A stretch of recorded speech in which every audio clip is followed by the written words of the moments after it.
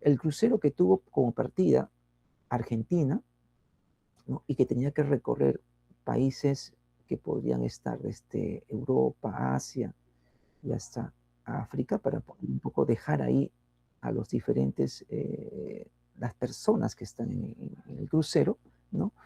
Eh, ha ido reportando en un inicio la presencia de personas infectadas por este virus, el hantavirus, ¿no?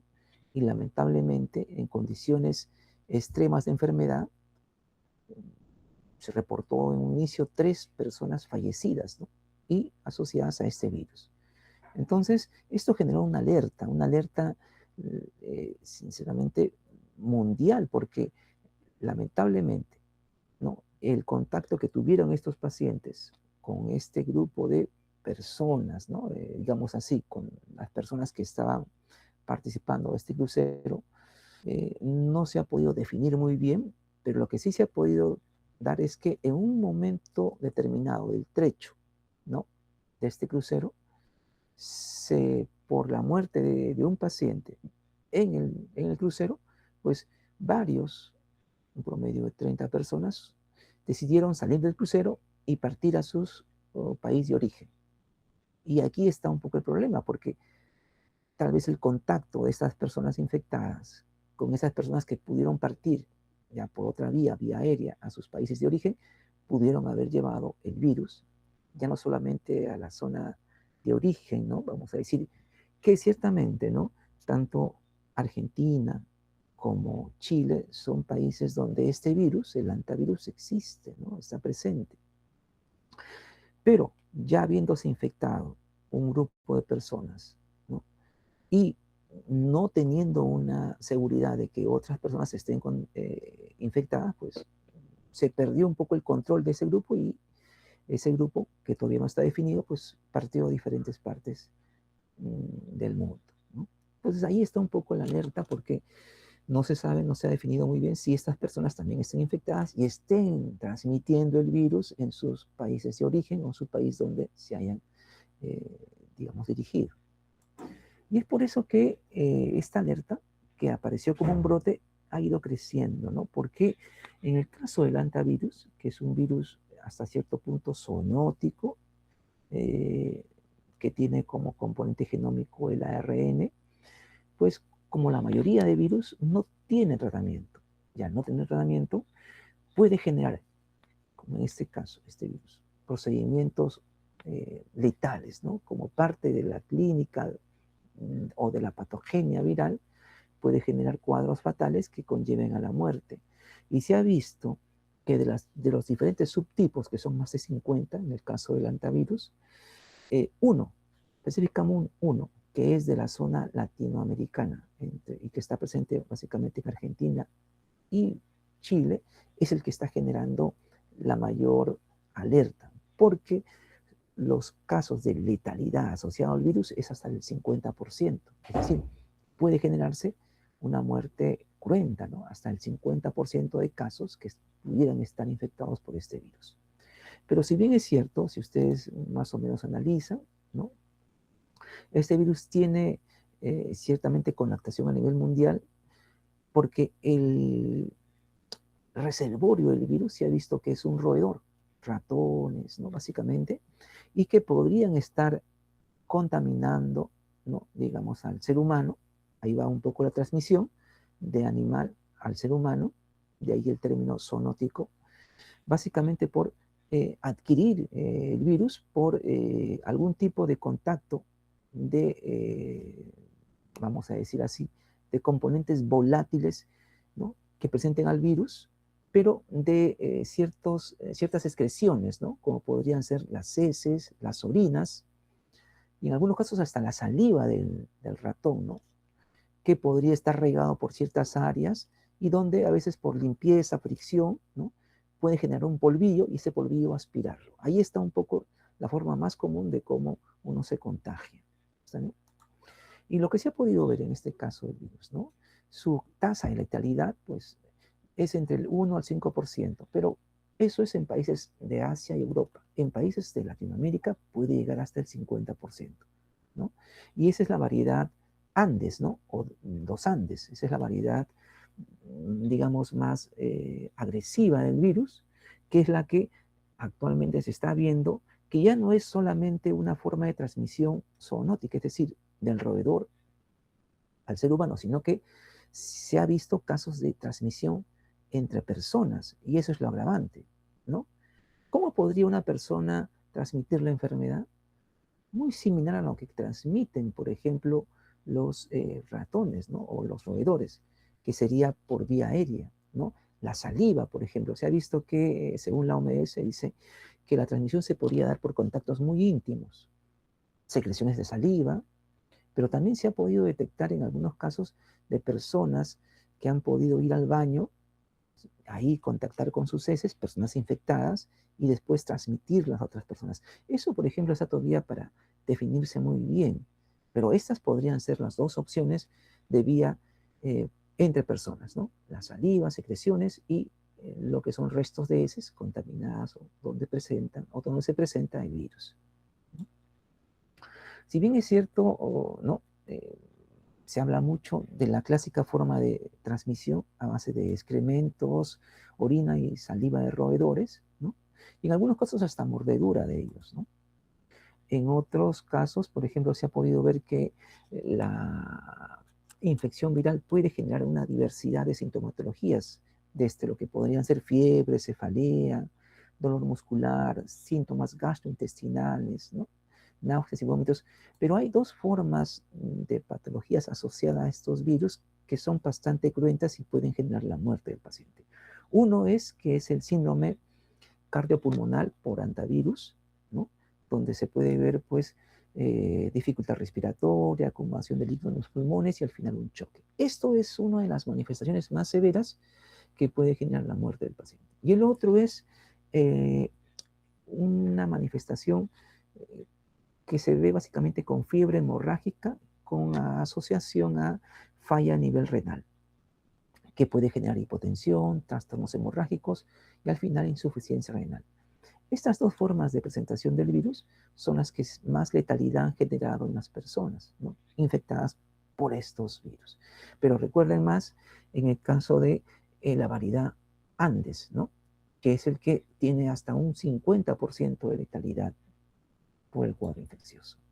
Y como sabemos, lamentablemente, la mayoría de infecciones virales no tiene un tratamiento específico, es decir, no hay un tratamiento, y lo que se hace básicamente es un procedimiento paliativo, es decir, si el paciente sufre una alza térmica, un antipirético, si tiene dolor muscular, articular, analgésicos, desinflamantes, si hay una necesidad, digamos, una dificultad para respirar, se le da un aporte de oxígeno, ¿no? Entonces, básicamente es paliativo, es dependiendo la necesidad del paciente o la manifestación de la enfermedad, se le da un tratamiento que no es curativo, no es dirigido a controlar la infección viral, pero sí a la sintomatología, ¿no? Entonces, lo que estamos viendo ahora es, pues, ciertamente a nivel general que los virus tienen presencia y se ven, pues, estos brotes, ¿no? En diferentes partes del orbe que podrían generar, ¿no? Hay veces, esa es la alarma, ¿no? Un proceso epidémico en un primer caso y luego pandémico. Estos, los estudiosos muy dirigidos al control y a ver un poco la propagación de virus están siempre alertas y es esta institución, la Organización Mundial de la Salud, la que tiene, como que dice, la batuta en esto, no tiene el manejo y, digamos así, la vamos a decir así, la importancia de esta institución para poder ir identificando, ¿no? A medida que van apareciendo estos casos, ¿no? E ir manejándolo con los países, ¿no? Que presentan estos brotes, esos cuadros epidémicos, y pues tratar de controlar, ¿no? Y que no, esto no se disemine y no se vaya a distribuir por todo el mundo. Entonces, la Organización Mundial de la Salud, como ente rectora de la salud a nivel mundial, pues está cumpliendo un poco esa función vigilante, ¿no? De los diferentes virus y brotes que se van dando a nivel mundial. Bueno, teniendo como, digamos así, un poco un contexto general, vamos a ver un poco sobre los virus, ya un poco dirigido a la parte estructural, patogenia y diferentes patologías de importancia a nivel de la cavidad oral. ¿Qué es un virus? Bueno, se habla mucho de su concepto como entidades, estructuras subcelulares, agentes patógenos de condición intracelular obligada, pero al final y al cabo son eso, ¿no? Son estructuras, vamos a decir así, compuestas a base de elementos internos conocidos como genoma, o bien ADN, ARN, una envoltura, una estructura que lo cubre, que es la cápside, y en algunos casos una envoltura de composición lipoproteica que se presenta en algunos tipos. En sí, la importancia de los virus está en que se ha visto que un grupo de ellos está asociado a diversas patologías o enfermedades que, como comenté, pues todavía no tienen un tratamiento específico dirigido a ello, ¿no? Algunos sí, pero la gran mayoría no. Estructuralmente se puede reconocer a los virus por a veces la distribución, por ejemplo, de sus cápsides, ¿no? Que es una estructura que cubre el genoma. Y esta distribución en forma de hélice da la morfología helicoidal que algunos virus presentan. O una estructura más o menos poliédrica, ¿no? A base de icosaedros que se van formando y que dan ese tipo de estructura más geométrica. Y ahí también otra forma de cómo identificar, digamos, su forma, ¿no? Y recuerden, los virus por lo general, como comenté, tienen como estructura el ADN, ¿no? O ARN, es el genoma básico, un elemento que lo cubre, que es la cápside, que es básicamente proteínas, que tiene como unidad al capsómero, y una envoltura, que es básicamente lipoproteica. En algunos casos los virus pueden tomar formas un poco más complejas, como podría ser, por ejemplo, esta, ¿no? Que tiene una fusión de la forma icosaédrica y la forma helicoidal, que es muy vista, por ejemplo, en bacteriófagos, ¿no? Y como comenté, la envoltura. Miren, acá está el virus en su condición, cápside, genoma, y por fuera vemos la envoltura, ¿no? Y claro, y unida a ella glicoproteínas conocidas como peplos, ¿no? Que son básicamente elementos de adhesión hacia una superficie celular o tejido en especial. ¿No?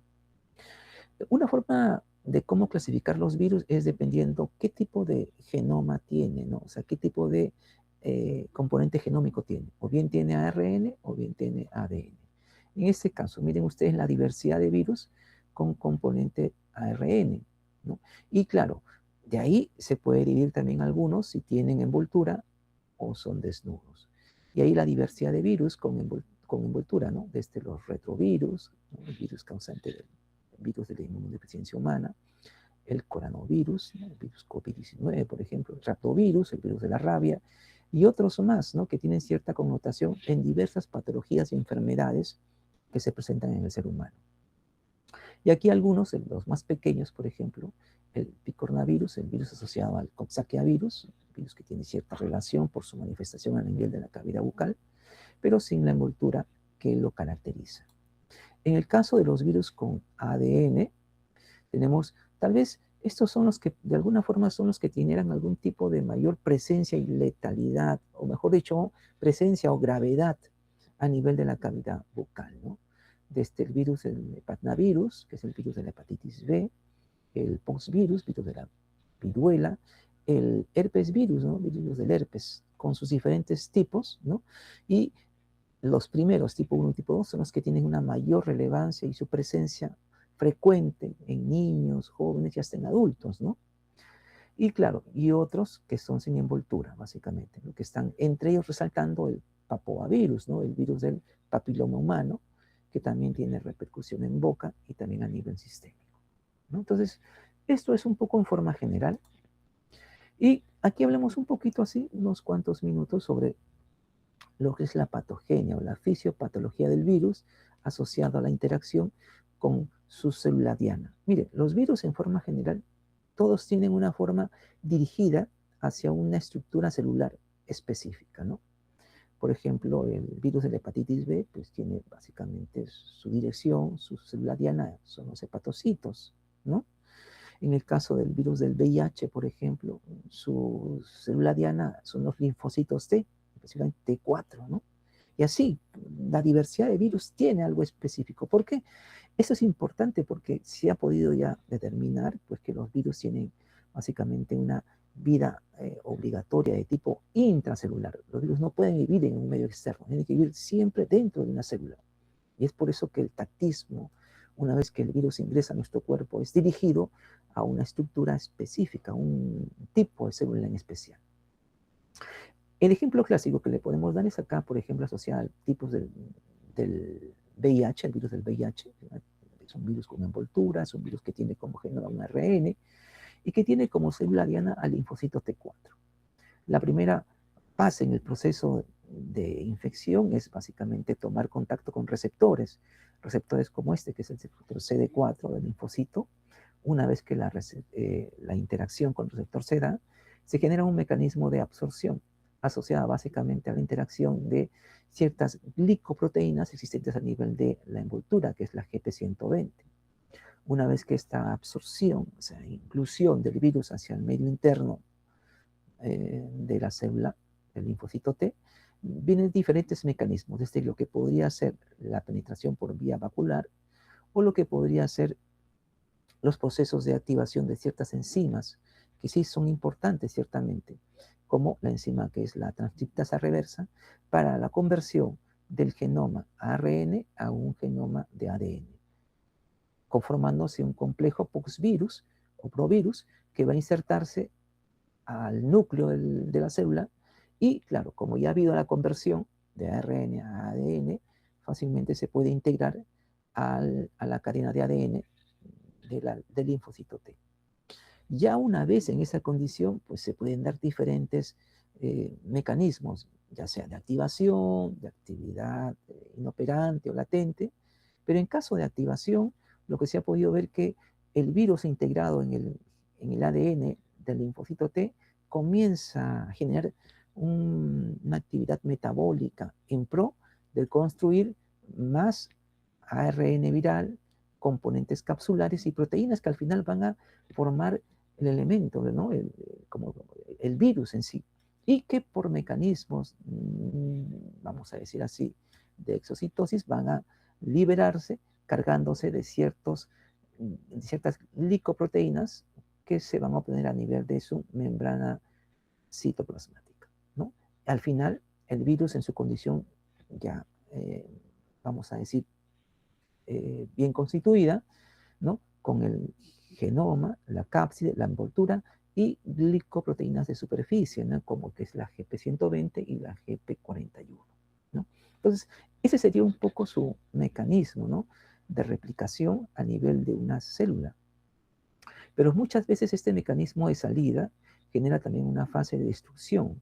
El virus se va acumulando a nivel citoplasmático y ya una forma de salir del entorno celular es rompiendo, fragmentando la membrana citoplasmática y generando una actividad lítica, que es visto en una variedad de virus, ciertamente, ¿no? Entonces, esto sería un poco para entender cómo el virus ingresa, cómo genera mecanismos para insertarse en el núcleo y al final en el ADN de la célula, en este caso del linfocito T, cómo se va activando mecanismos para generar componentes de cápside, más ARN, elementos virales, cómo se conforma a nivel citoplasmático o a nivel nuclear, porque son las dos formas donde se puede construir o ir armando el virus, y cómo salen y se van diseminando, ¿no? Entonces, esto es parte de lo que es la patogenia o la fisiopatología del virus, ¿no? Dentro de la célula, en este caso de un linfocito T. Y ya, para más o menos ver un poco qué es lo que podría generarse de un cuadro infeccioso a nivel celular. Por ejemplo, el virus ingresa a una célula, ya hay mecanismos, como he mencionado, de penetración, fijación, absorción y todo lo demás, pero ya dentro de la célula se va a fijar básicamente a nivel del núcleo de la célula, ¿no? Para insertarse a su genoma. Pero ya en ese proceso ya interno, el virus puede generar, por ejemplo, algún tipo de alteración, ¿no? A nivel celular, generando lo que conocemos células tumorales. Y esto pasa en algunos virus con capacidad oncogénica, ¿no? Donde una célula normal infectada por un virus se transforma y se generan células tumorales, células alteradas, células distintas a las que fueran de origen, lo cual se podría ver, ¿no?, asociada a un cáncer, ¿no? Por ejemplo, se ha visto que el virus del papilomavirus, pues, está asociado a cáncer, ¿no? En algunos casos, por ejemplo, se habla mucho del virus del herpes simple tipo 2, por ejemplo, asociada también como a un cáncer, ¿no? O un virus pro-cáncer. Y así, en el caso, por ejemplo, de otra posibilidad, ¿no? El virus ingresa, comienza a replicarse a nivel citoplasmático y esto puede generar pues una muerte por básicamente un cuadro de infección lítica, ¿no? El proceso de liberación del virus genera pues destrucción de su membrana citoplasmática y al final una actividad lítica, lo que generaría una infección lítica, ¿no? El otro podría ser, el virus ingresa, ¿no? Digamos, dentro del, digamos así, de la célula, se va a, digamos así, a insertar en el genoma y a medida que va replicándose, va liberándose, ¿no? Generando lo que se conoce como una infección persistente, ¿no? Lo cual no genera la destrucción de la célula, ¿no? La célula sigue subsistiendo en sus condiciones normales, pero el virus sigue liberándose de forma lenta, ¿no? Una infección persistente. Y lo otro es cuando el virus ingresa, se inserta al genoma y queda en una condición latente, ¿no? El virus no se replica, no se reproduce, y esta infección y esta condición latente genera un cuadro de infección latente, ¿no? Entonces son las tres formas como el virus llega a una célula insertándose a su ADN o a su genoma, al núcleo celular de la célula, podría estar generando, ¿no? Desde lo que podría ser una transformación de células, desarrollando tumores, produciendo una infección lítica, una infección persistente, una infección latente, ¿no? Son las 4 modalidades más comunes de actividad que podría tener un virus en una célula infectada. Hablemos acá algo más sencillo, y es una clasificación ya básicamente literal, donde podemos ver una diversidad de virus, ¿no?, en la condición de su familia, ¿no? Y lo que podemos acá reconocer es que identificando, ¿no?, el genoma, ya bien sea la presencia de ADN o ARN, una clasificación bastante sencilla. Miren, acá vemos un promedio de 6 formas virales con, con genoma de ADN, ¿no? Y la mayoría de ellos tiene características de poseer, por ejemplo, una forma o simetría icosaédrica, ¿no? Y por lo general tiene una diversidad de patologías, patologías que tienen hasta cierto punto repercusión a nivel de cavidad bucal o que toma la cavidad bucal como una forma de mecanismo de transmisión. Por ejemplo, en el caso de la hepatitis B se ha podido ver que la saliva, por ejemplo, ¿no?, tiene una gran capacidad de transmisión de la enfermedad, pero mucho más tiene la sangre, por ejemplo, ¿no?, porque está más cargada de estas formas virales. El herpes, por ejemplo, como sabemos, es el virus bastante común en boca, siendo los tipo 1 y tipo 2 los que de alguna forma más repercusión tienen a nivel de cavidad bucal como a nivel de la cabeza, ¿no?, de la región de la cabeza. Y así hay otros virus, ¿no?, que también podríamos mencionar que son básicamente a base de un genoma de ARN y que su simetría podría ser la más resaltante, la de forma helicoidal, ¿no? También hay las de forma icosaédrica, pero como que la forma helicoidal es la que más sería la más representativa, ¿no? Y claro, y las diversas patologías que se pueden encontrar asociadas a estos tipos de virus. Y lo importante, hemos dicho acá, estas 6 familias, ¿no?, que podrían estar asociadas más que todo al componente genómico de ADN, y las patologías relacionadas y la posible relación con su presencia a nivel de la cavidad bucal. Muy bien, vayamos a ver alguno de ellos. Algo que también es importante al hacer el estudio de los virus es un poco ver su periodo de incubación, ¿no? Miren, acá tenemos una variedad de enfermedades asociadas a virus, ¿no?, los mecanismos de transmisión. Muchos de ellos son básicamente a nivel respiratorio, ¿no? Uno se infecta por aspirar a veces partículas pequeñas del virus, ¿no?, tal vez en el polvo, tal vez por medio de de respirar a veces partículas que otros emiten al toser, ¿no? Hasta al hablar en algunos casos. Pero todo ello al final se desencadena en una enfermedad. Pero muchos de los virus tienen periodos de incubación, o sea, periodos en los cuales el virus se está adaptando, se está replicando, todavía sin manifestación de signos ni síntomas. Entonces, esta fase es la fase de incubación. Importante recordar porque la fase de incubación muchas veces determina el periodo de cuarentena en pacientes, digamos, con posible contacto, pero no infectados. Eso es lo que pasa, por ejemplo, en ese crucero, ¿no? Han encontrado pacientes que han tenido contacto con él, digamos, con las personas que han padecido la enfermedad y al final han muerto, ¿no?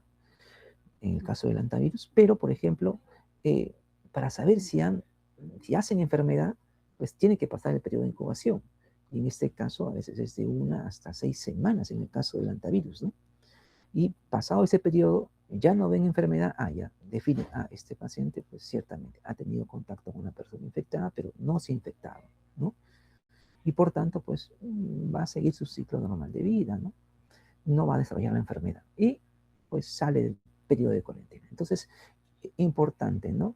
En el periodo de incubación, para definir un poco la condición del paciente, y claro, si en este periodo se presenta la enfermedad, pues se puede ver de diferente tipo, ¿no? La enfermedad puede ser, en el caso de los virus, periodo corto en el proceso del contagio, ¿no? Por ejemplo, el resfrío común, si tiene un periodo de incubación de 1 o 2 días, también aquí, por ejemplo, puede verse el periodo de contagio un poco reducido en el tiempo. Si el periodo de incubación es mucho más tiempo, su periodo de contagio va a ser mayor, porque lamentablemente, al no percibir signos ni síntomas, el paciente puede estar en condición aparentemente sana, pero yendo, desprendiendo, contagiando a las personas, ¿no? Y hay que entender que hemos comentado que tanto secreciones, a veces de saliva, al toser, ¿no? A veces hasta es la excreción misma, puede ser un elemento de contagio, ¿no? Y aquí, por eso la OMS recomienda siempre a los pacientes que están con un cuadro de infección viral, pues siempre cubrirse la boca, ¿no? Para evitar un poco de contagio a otras personas cercanas por el toser, hasta por el hablar, porque cuando hablamos emitimos pequeñas partículas de saliva que podrían estar cargando al virus. Y el otro concepto importante es el lavado de manos, que justamente una persona que esté infectada con un virus puede, por sus heces, excreciones, ¿no? Contactar manos, infectar, contactar alimentos y compartir, y ahí el problema de infectar a otras personas, ¿no? Entonces, por eso siempre es importante el lavado de manos, el cuidado de la higiene es bastante vital. Entonces, vayamos a hablar un poco ahora sobre virus, patógenos de relevancia y, claro, su asociación con enfermedades a nivel de la cavidad bucal. Si hablamos uno de los más representativos, que es el virus del herpes, ¿no? Con sus diferentes tipos, se ha podido identificar hasta 8 tipos de virus del herpes, ¿no? Y cada uno, claro, de mayor letalidad que otros, pero entre el tipo 1 y el tipo 2 son los que más manifestaciones se ha podido ver a nivel de la cavidad bucal. Hablamos del tipo del togavirus, el tipo causante de la rubiola, que son básicamente manifestaciones papulares, ¿no? Como pápulas que aparecen en diferentes partes del rostro, del tórax, que son a veces resaltantes y visibles, ¿no? El otro virus es el paravirus. Este sí tiene asociadas 2 entidades muy características del virus del sarampión y de la papera, que también puede ser visible, ¿no? A nivel de la mucosa interna de la boca, como también a nivel externo, ¿no? Por la simetría que genera un cuadro de papera típica. Y el otro es el virus del papilomavirus, ¿no? Es si aquí, por ejemplo, el virus del papiloma puede presentarse lo que son los papilomas clásicos, ¿no? Las verrugas o los condilomas a nivel de la mucosa oral, ¿no? Y eso tiene repercusión a los diferentes subtipos que vamos a ir viendo en la teoría. Y otro que podemos mencionar es el picornavirus, ¿no? Que actualmente tiene cierta repercusión, que es el virus Coxsackia virus, ¿no? Que seguramente tiene más de 150 tipos de virus, pero de ahí 1 o 2 son los que más resaltan y que estarían asociados a esta enfermedad maculopapulosa que se presenta a nivel de la mucosa de la cavidad bucal, a nivel de la palma de manos y de pies, ¿no? Que es muy frecuente y se está viendo resaltada en estos meses, ¿no? Donde por lo general el clima varía, ¿no? Desde un clima de verano a un clima otoñal, que se ha visto que es en estas etapas estacionarias donde el virus como que tiende a aparecer con mayor frecuencia. Y bueno, el retrovirus, ciertamente este es un virus que eh, tiene un problema en el sentido de que su forma de contagio se puede dar por, pues, desde lo que podría ser la sangre principalmente o contactos muy íntimos entre las personas. Pero la repercusión en boca se ve porque se puede ver algunas manifestaciones típicas de esta enfermedad en diferentes estadios, ¿no? Del paciente, como podría ser, por ejemplo, la candidiasis oral, la leucoplasia, ¿no? Y hasta lesiones un poco más cruentas, ¿no? Como podría ser, por ejemplo, lesiones a base de sarcoma, ¿no? Eso lo veremos ya progresivamente. A ver, si hablamos un poco del virus del herpes, vamos a ver o denotar que hay dos grupos que tienen más relevancia por su manifestación típica a nivel de la cavidad bucal. Lo vamos a definir en dos grupos, ¿no? Los neurotrópicos, ¿por qué? Porque tienen tendencia a fijarse o tener como sitio diana a células nerviosas, ¿no? De ahí neurotrópicos. Y los linfotrópicos son aquellos que tienen tendencia de fijarse, adherirse o ir hacia linfocitos, ¿no? En el primer caso tenemos, por ejemplo, al virus del herpes tipo 1, tipo 2 y al virus conocido como el de la varicela zoster, varicela o zoster, que son dos ya afecciones de repercusión de tipo secundaria en el caso de los herpes, ¿no? Y en el caso de los linfotrópicos, básicamente el virus de la Epstein-Barr, el citomegalovirus y el virus humano tipo 6, que tienen esa característica, ¿no? De irse a sitios diana, básicamente linfocitos. Miren, si uno hace una actualización de los diferentes tipos de virus y sus diferentes enfermedades, ¿no? Va a poder encontrar, pues, que estos tipos, que son hasta 8, pueden estar agrupados, ¿no? En diferentes subfamilias, como el caso de la familia Alpha Viridae, ¿no? Donde encontramos básicamente a los virus tipo 1, tipo 2 y tipo 3, ¿no? Representando una diversidad de patologías, ¿no? Miren, la gingivoestomatitis herpética, el herpes genital, la gingivoestomatitis también herpética, asociada al HB2, y claro, ya a repercusiones, ¿no? Que son reapariciones, formas secundarias más agravantes, como es la varicela y el herpes zóster. Y los otros, por ejemplo, como el Epstein-Barr, el citomegalovirus, a sus diferentes patologías también, ¿no? Y en el caso del gamma virinae, tanto el 6, el 7 y el 8, a cuadros tan severos, por ejemplo, como el sarcoma de Kaposi, ¿no? Y eso se puede ver, por ejemplo, en pacientes con VIH, que es una característica de ese tipo de infección en esos pacientes, claro, con estadios avanzados de la enfermedad. Y aquí vemos algo también que es característico, cómo los virus, por ejemplo, se pueden asentar en ciertas estructuras y ahí desarrollar, en algunas veces en tejidos y algunos en patologías. Por ejemplo, se ha podido identificar virus a nivel, por ejemplo, de la pulpa dental, ¿no? Y ahí está el virus del cetomegalovirus, el virus del herpes tipo 1, del Epstein-Barr, ¿no? Virus del sarcoma, del SARS-CoV-2, por ejemplo, de esta pandemia que hemos salido hace unos años, pero ahí se han podido encontrar.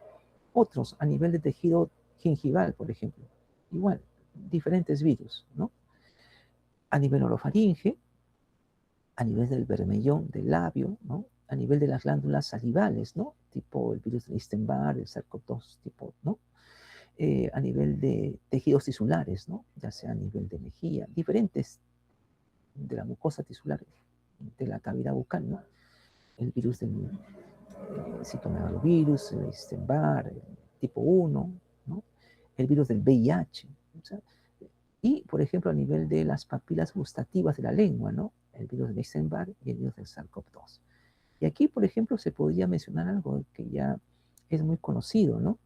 Miren cómo los virus en algunos casos se podrían generar ya ubicado en un espacio específico, como podrían ser las glándulas gustativas de la lengua, algún mecanismo que podría generarse, por ejemplo, como la agenesia, la ageusia, ¿no? Que es un mecanismo por el cual uno tiene la pérdida del gusto, ¿no? Que sería mucho en pacientes, por ejemplo, con COVID. O, o otra característica que podría ser, por ejemplo, la anosmia, ¿no? Que es básicamente la pérdida del olfato, que se veía también asociado, por ejemplo, al virus del SARS-CoV-2, ¿no? Entonces, esto es relevante, ciertamente, pero lo que más importa acá es pues, ver que los diferentes virus que hemos mencionado pueden tener repercusión en diferentes partes o espacios de la cavidad bucal, pudiendo desarrollar ahí algún tipo de patología o enfermedad, ¿no? Y básicamente porque tienen receptores específicos que les va a permitir, digamos así, invadir, posicionarse en esa célula y pues, dependiendo de la condición, desarrollar algún tipo de patología o enfermedad. Hablemos un poco del virus herpes simple, ¿no? Que es el que más relevancia tiene o repercusión tiene a nivel de la cavidad bucal, ciertamente.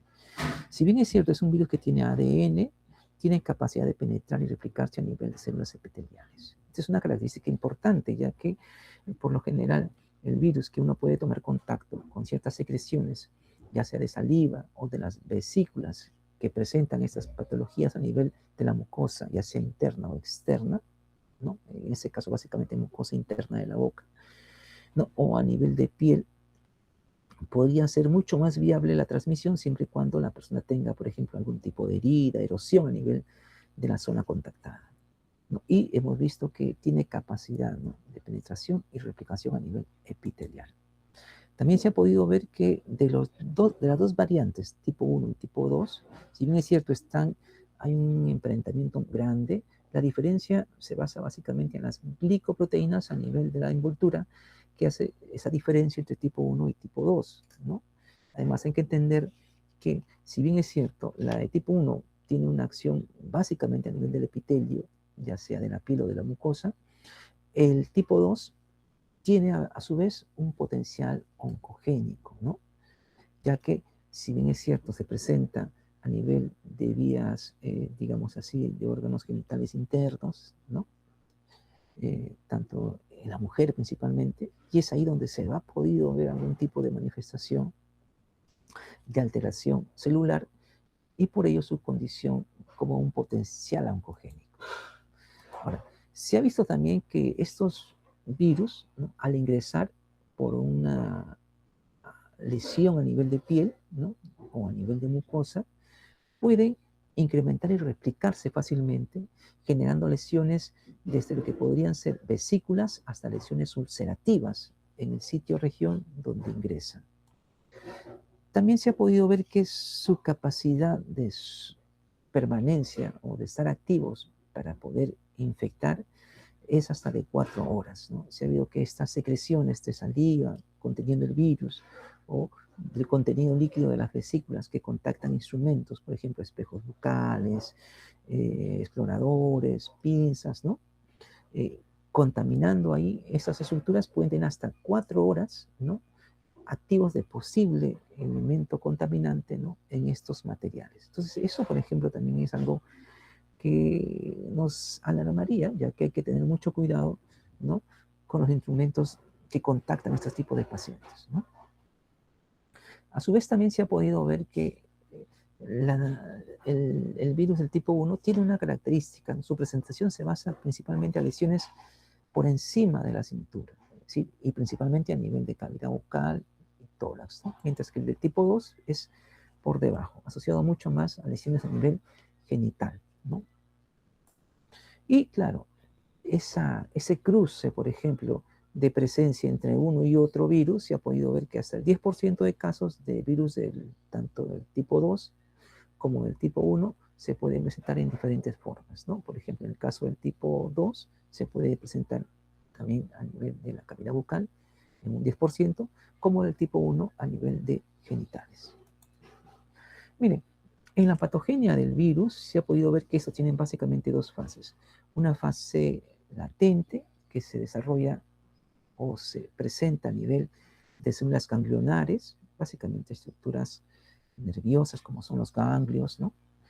Y estas células básicamente no es donde el virus está en una condición dormida, latente, inoperante, ¿no?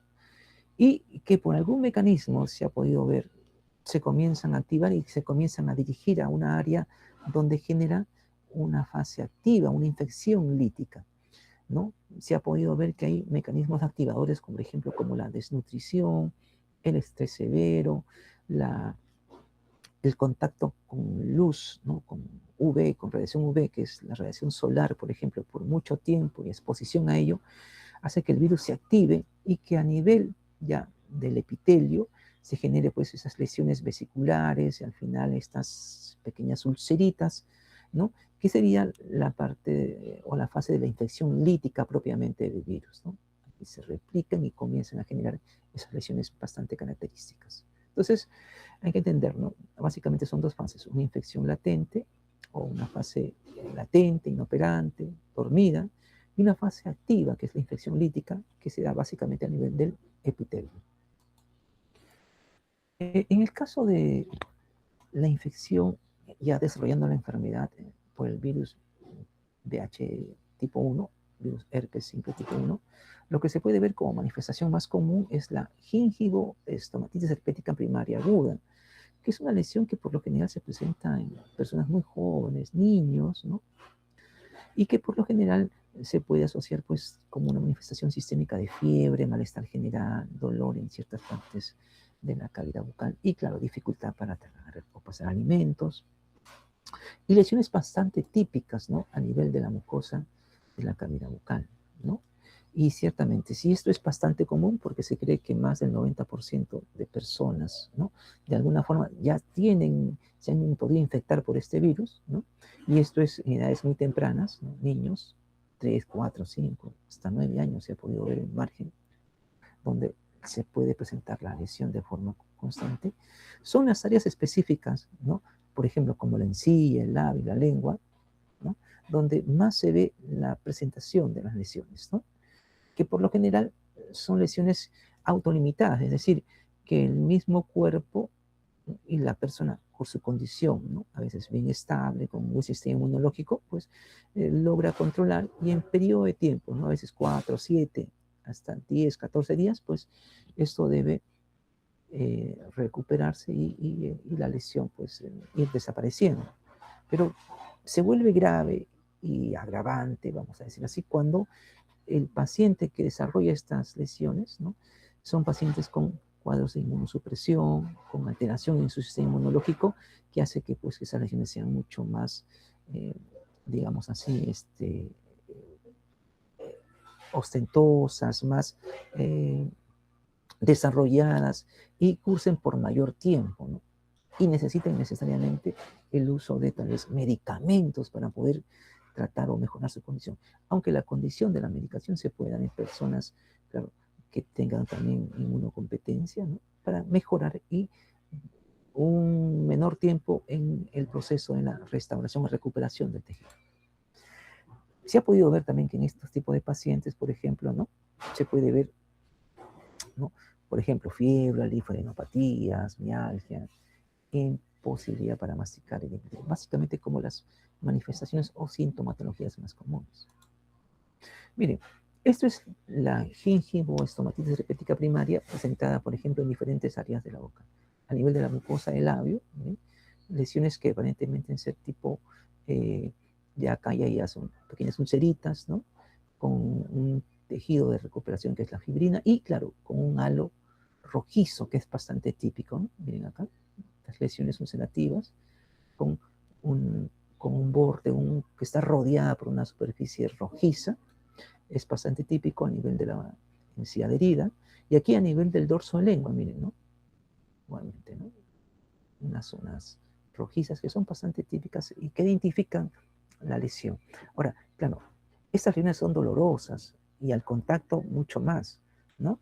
Y claro, la dificultad acá para pasar alimentos se hace complicado, ¿no? Y el paciente, que por lo general son niños, ¿no?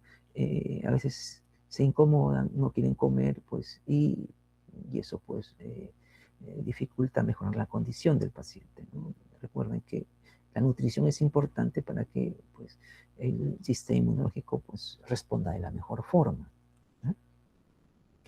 Y claro, una forma ya, vamos a decir así, secundaria de la presentación es el herpes simple oral secundario, que presenta básicamente dos, vamos a decir así, sus dos lesiones más características son la que se puede presentar de forma como un herpes labial recidivante, ¿no? Que va a ser un acúmulo de vesículas en una superficie, principalmente a nivel de lo que es la comisura, ¿no? A nivel de piel y comisura labial principalmente, ¿no?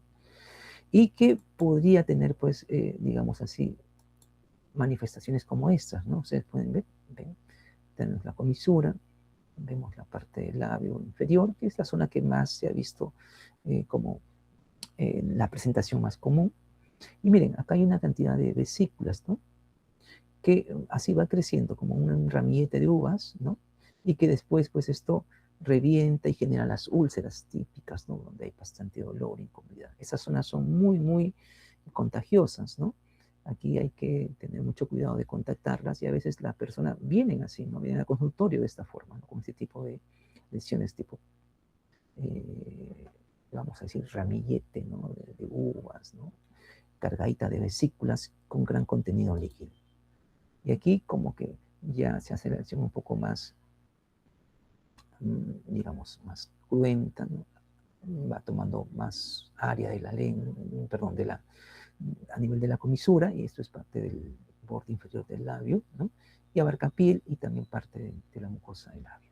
Entonces son bastante olorosas y bastante, digamos así, incómodas, ya que son muy contagiosas al contacto, pero también pues pueden contactar al momento de consumir alimentos, vamos a decir así, utensilios, ¿no? Cucharas, tenedores o en todo caso instrumentos, ¿no? Que podemos manipular al momento de hacer el examen clínico. Y el otro es la presentación tal vez ya un poco extendida, ¿no? De lo que podría ser ya la exposición al contacto con esta área a nivel del labio inferior, ¿no? Que sería en este caso el panadizo herpético, ¿no? En este caso el virus por general ingresa al contacto con las manos, pero unas manos que a veces no tienen el cuidado y la protección, es unas manos sin guantes, ¿no? Y esto, aunque ya el examen clínico odontológico es necesariamente, se utiliza guantes, pero en épocas pasadas, vamos a hablar del 60, 70, no había mucha costumbre de usar guantes, ¿no? El odontólogo desarrollaba procedimientos sin guantes.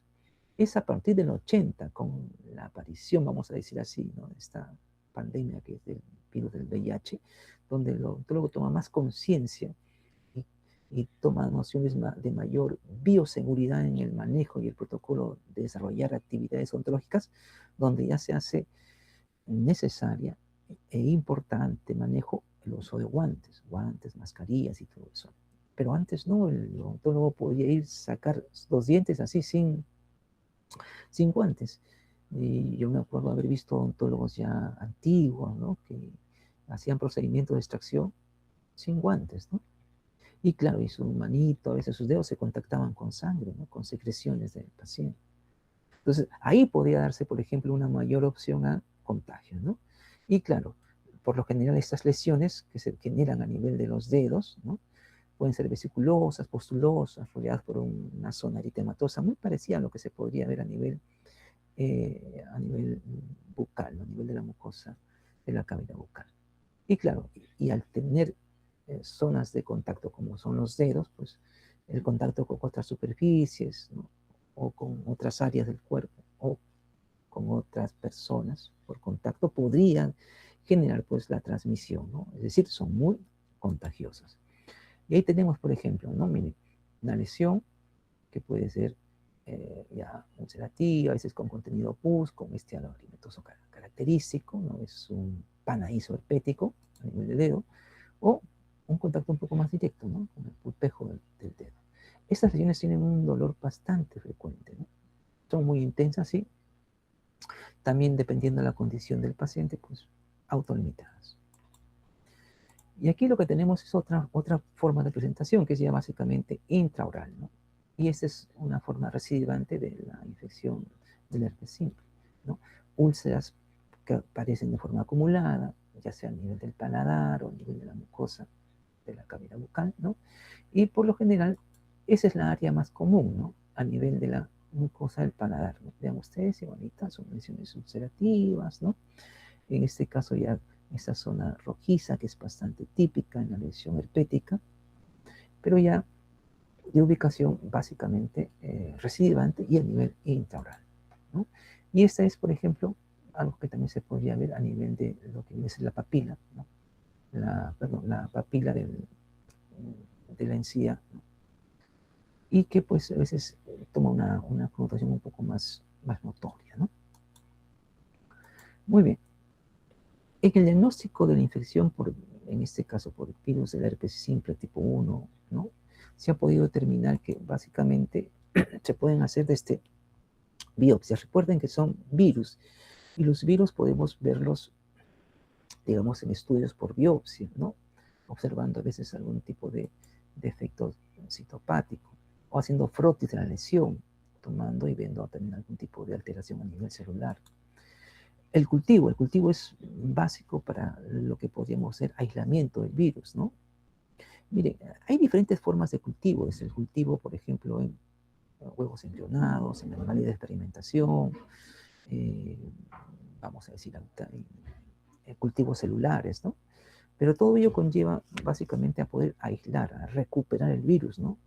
Y muchas veces el cultivo digamos así, porque se necesita pues todo un proceso un poco más complejo y costo, se hace pocas veces, ¿no? Y lo que se hace más como para hacer la identificación del virus es utilizar ciertas pruebas serológicas, ¿no? Como la que hemos visto la semana pasada, ¿no? Como son el uso de anticuerpos fluorescentes, ¿no? Utilizando, por ejemplo, acá un microscopio de fluorescencia, ya sea vamos a hacer por medio de procedimientos tipo una inmunofluorescencia, ya sea directa o indirecta, ¿no? Ya identificando al antígeno, que es el virus, o la presencia del anticuerpo. Y técnicas un poquito más, digamos así, trabajadas, por ejemplo, como puede ser el ELISA, o las pruebas moleculares como PCR, podrían ayudar a la identificación, digamos así, de estas formas virales, ¿no? En sí, de las diferentes formas virales que se podrían presentar, el PCR tiene mucha utilidad en el diagnóstico, ¿no? Y claro, como tratamiento, hemos dicho que pues no hay un tratamiento específico para la gran variedad de virus asociados a la enfermedad, pero en el caso del virus tipo 1, del herpes tipo 1, se ha podido utilizar, por ejemplo, un antiviral conocido como aciclovir, ¿no? Que se ha visto que sí tiene un beneficio bastante bueno en la recuperación de los tejidos. Y claro, ante la posibilidad de manifestaciones como la fiebre, el dolor, ¿no?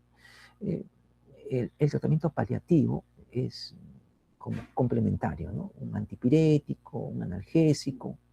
Y claro, a veces para evitar una contaminación por otros agentes en una lesión específica, reducir la presencia de microorganismos, por ejemplo, con algunos colutorios que tengan actividad antimicrobiana, básicamente para bacterias, ¿no? Mejora la condición del área infectada, área lesionada, y con ello, pues, la recuperación de la lesión. Hay que recordar que por lo general este tipo de afecciones en un paciente competente puede solucionarse, puede resolverse en un promedio de 7 a 14 días, ¿no? Ahora, si esto pasa de ese tiempo, pues hay que ver qué está fallando en la persona. Puede ser un paciente inmunocomprometido, un paciente que sufre un cuadro de estrés severo, ¿no? Donde a veces la presencia de cortisol o corticoides está alto y eso podría generar un cuadro de inmunosupresión, ¿no? Entonces hay que evaluar un poco al paciente, pero por lo general en este periodo de tiempo ese tipo de lesiones ya podría estar desapareciendo o controlándose, ¿no? Y claro, la ciclovir en sus diferentes presentaciones, ¿no? Ya sea en ungüento, tabletas, o diferentes presentaciones, se podría utilizar. Como esta es una afección local, el ungüento podría ser utilizado sobre la superficie donde se presenta la lesión. Y aquí, más o menos, miren esta lesión asociada al herpes virus, miren, igual, ¿no? Son pequeñas vesículas con un halo bastante rojizo, doloroso ciertamente, ¿no? Y claro, estos revientan, generan como una lesión ulcerativa bastante típica. Y claro, si no le das medicación, pues a veces toma más días, pero con la medicación puede haber una recuperación más temprana. Pasado más o menos 8 días, miren, la lesión ya ha reventado, ya se ve que acá las vesículas han reventado y va como viendo el efecto cicatrizante y recuperación del tejido en su condición normal, ¿no? Entonces vemos un efecto positivo del aciclovir, ¿no? Pero a su vez también la data, ¿no? No es una cosa que de un día a otro veamos una mejoración, una mejora. Toma su periodo de tiempo. Vamos a ver algunas formas, ¿no? De formas, vamos a decir así, ya recidivante o de segunda presentación, pero asociada al virus del herpes simple tipo 3, ¿no? Hablando un poco de la varicela zoster, cuya infección, vamos a decir así, más común es la varicela, que es una infección primaria adquirida durante la niñez por lo general, y que produce como manifestación lesiones maculopapulosas, ¿no? Que están con alguna manifestación de dolor, claramente, pero generalizada muchas veces a nivel de piel. Puede estar en el rostro, en el tórax y en otras partes del cuerpo. Pero estas son las áreas más visibles donde las lesiones maculopapulosas se pueden observar, ¿no? Y como siempre recordando, su periodo de incubación de 2 a 3 semanas, que es importante, para poder entender también que en esta fase la persona que no presenta la manifestación, ¿no? En la sintomatología, puede ser un elemento de contagio, básicamente por secreciones que podrían generarse pues, al toser o secreciones a nivel de saliva, ¿no? O por contacto con esta, ¿no? Y miren, lo que se puede ver como manifestación más común es la fiebre, el dolor de cabeza, un malestar general, y dolor a nivel de cavidad bucal, básicamente faringio, ¿no? Y ya a nivel pulmonar, un proceso de congestión, ¿no? Ya tose, hay, digamos, una tos seca en inicio, es bastante frecuente, ¿no?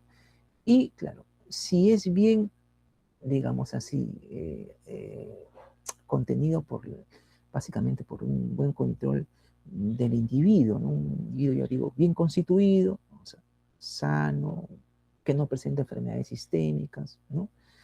Por lo general, niños, si fuera posible, de 5 años a más, porque más o menos se ha podido determinar que niños menores de 5 años todavía su sistema inmunológico no está bien formado, hay mayor posibilidad de que las enfermedades sean más agravantes, pero niños por encima de 5, 6, 7 años ya el sistema puede responder de mejor forma a cualquier agresión, como podría ser esta, o por esta que es viral, ¿no?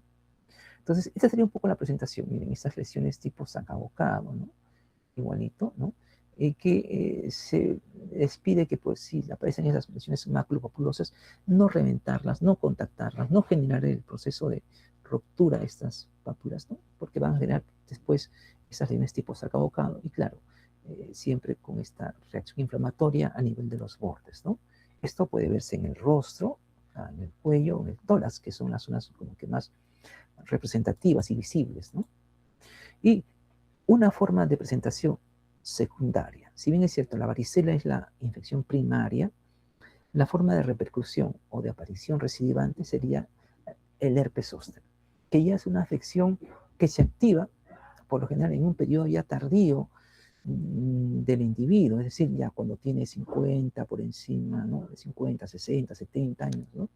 O en casos muy severos de estrés, se han podido ver también, ¿no?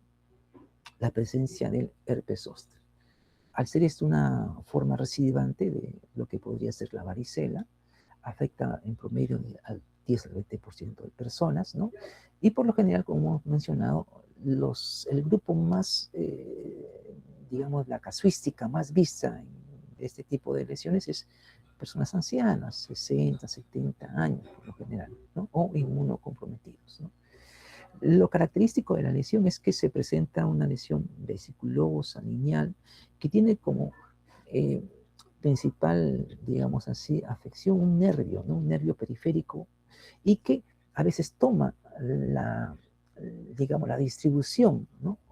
Del nervio, conociendo en esta área ya desarrollada como un dermatoma. Es un poco la afección que se llama, ¿no? Por ejemplo, en el caso del nervio trigémino, tiene tres grandes ramas, ¿no? Una rama oftálmica, maxilar superior y maxilar inferior. Y dependiendo qué rama tome o que afecte, este tipo de lesión herpética pueden formar pues lesiones amplias, largas, ¿no? Se llama como culebrías o también dermatomas, ¿no? A nivel de el área donde se ubica el nervio. Y aquí mencionamos unos, miren acá, por ejemplo, ¿no? Miren cómo se ven lesiones vesiculares bastante marcadas, ya en una región asociada, ¿qué cosa? Al nervio maxilar inferior, ¿no? Y específicamente aquí ya llegaríamos pues a ver lo que es el dentario, ¿no? Tomando parte de todo lo que podría ser, vamos a decir así, también vesículas a nivel del borde inferior de la lengua, ¿no? De la zona mentoniana, ¿no? Toda esta característica toma el nombre de un dermatoma, ¿no? Y a veces puede ser, en algunos casos, bilateral, ubicando ambos lados, o dirigirse en un solo lado de la fase, ¿no? Y aquí su vista a nivel intraoral, ¿no? Como se puede ver, ¿no? Ubicada más que todo a nivel del paladar. Y claro, en una hemisección del paladar duro, ¿no?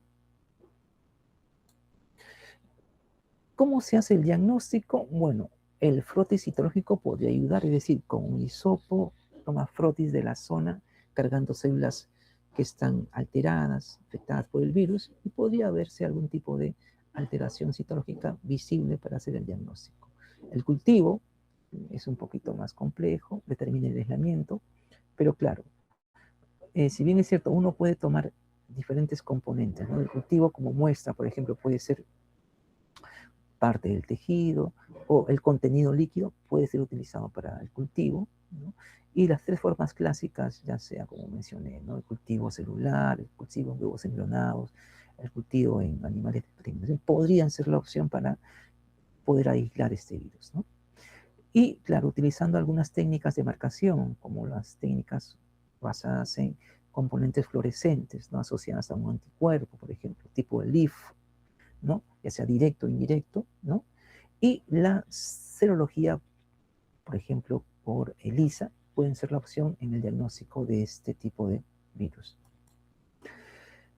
Otro tipo de virus, el virus de Epstein-Barr, ¿no? Este tipo básicamente se asocia, ¿no? A un tipo de manifestación o dirección, ¿no? Hay un tropismo especial a linfocitos B en este caso, ¿no? Pudiendo alcanzar células epiteliales y afectar áreas como la orofaringe y la nasofaringe. Por lo general, este tipo de virus está asociada a lesiones como el linfoma, cuadro patológico tumoral, como el linfoma de Burkitt, una afección bastante fastidiosa, conocida como la mononucleosis infecciosa, y a la leucoplasia vellosa, ¿no? Esa zona blanquecina, inamovible, bien fijada a nivel de la superficie de la lengua, que es una zona bastante característica en su presentación. En el caso de la mononucleosis infecciosa se ha podido ver que esta se puede ver asociada pues a un cuadro debilitante, ¿no? Caracterizada básicamente por fatiga, malestar, linfadenopatía y claro, como todo cuadro infeccioso, presencia de fiebre. A nivel de la cavidad bucal se puede ver petequias múltiples localizadas básicamente a nivel del paladar blando. Este es como un ramillete, ¿no? Las petequias son lesiones casi puntiformes, rojizas, que van apareciendo en una área de la mucosa, y algunas veces son así, continuas, y forman todo como una especie de franja, ¿no? Y esto lo podemos ver acá, ¿no? A nivel de la mucosa del paladar blando, ¿no? Que son así puntitos, puntiformes, pero luego se van agrupando y forman como una franja, que es bastante típico en el caso de la mononucleosis infecciosa. En el caso del citomegalovirus, ¿no? Esta se adquiere por lo general en la niñez, ¿no? Y si se contrae cuando una persona está gestando, esta puede generar en el proceso del parto hasta la muerte del producto. Entonces es un cuadro bastante severo en personas que están en un proceso de embarazo. Se ha visto que este virus se puede encontrar en diferentes productos o secreciones, como la saliva, leche materna, orina y semen, pudiendo ser estos elementos como, ya sea elementos de contagio, como muestras para su aislamiento. También se ha visto que entre la sintomatología más común asociada a este virus está la afección a nivel de faringe, cuadro inflamatorio, malestar, fiebre y linfoadenopatías, que son ganglios, ¿no?, a nivel cervical con un agrandamiento notorio. Ahora, también se ha podido ver que ya en las formas más graves asociadas a este citomegalovirus están los cuadros de afección a nivel hepático, ¿no?, generando hepatitis, a nivel pulmonar, neumonías, y a nivel de plaquetas, las famosas trombocitopenias, o a nivel cerebral, las encefalitis. Miren acá a nivel faringio, ¿no? Una lesión bastante cruenta, inflamando la zona faringea, ¿no?, la zona de los pilares, y a veces con un material medio amarillento con contenido pustulento.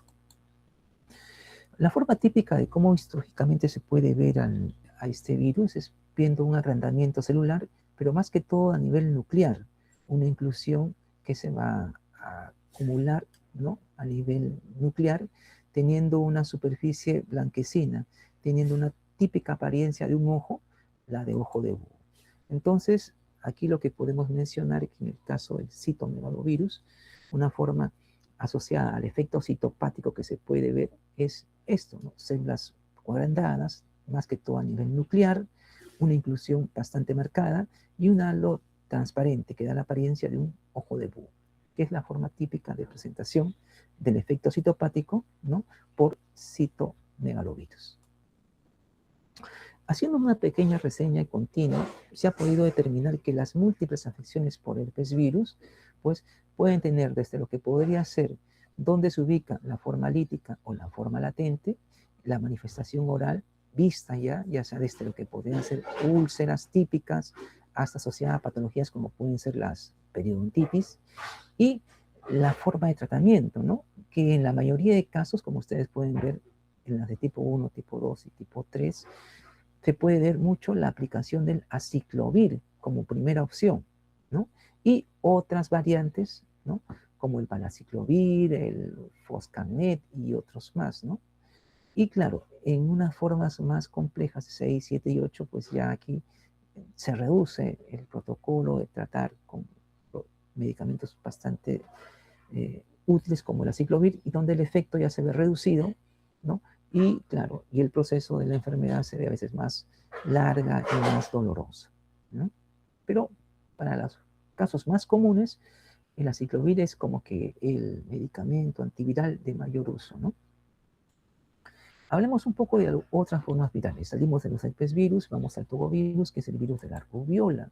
Si bien es cierto, es un virus que tiene una repercusión no tanto en boca, pero sí a nivel de la fase del individuo. Se ha visto que esta patología, que es la rubiola básicamente, si bien es cierto, tiene un comportamiento sistémico, se ha visto que es de inicio a nivel de tracto respiratorio, y es por este medio donde se puede transmitir o generar el contagio, ¿no? Una vez que ya se produce la afección a nivel circulatorio, el virus se va yendo a diferentes partes, ¿no?